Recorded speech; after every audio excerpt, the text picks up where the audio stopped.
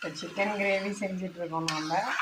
இதில் குக்கரில் போட்டுக்கிறது என்னென்னா எண்ணெய், அப்புறம் பேஸ்ட் ஒன்று அரைச்சிக்கணும். சின்ன வெங்காயம், பூண்டு, இஞ்சி, சீரகம், மிளகு, சோம்பு, பட்டை, கிராம்பு இதெல்லாம் தண்ணி ஊற்றாமல் அப்படியே அரைச்சிக்கணும். அப்புறம் எண்ணெயில் போட்டுட்டு ஃபுல்லாக பச்சை வாசனை போகிற அளவுக்கு வணக்கிட்டு ஒரே ஒரு தக்காளி அதையும் போட்டு நல்லா வணக்கிட்டு அப்புறம் சிக்கனை போட்டுட்டு மஞ்சத்தூள், உப்பு அது ஃபுல்லாக நல்லா வணக்கி விடணும். அதுதான் வணங்கிட்டுருக்கு. அதுக்கப்புறம் நம்ம மிளகாத்தூள், கறி மசாலா, சிக்கன் மசாலா இதெல்லாம் போட்டு நல்லா வணக்கிட்டு கறி வெந்ததுக்கப்புறம் தேங்காய் கல்லை ஆட் பண்ணணும்.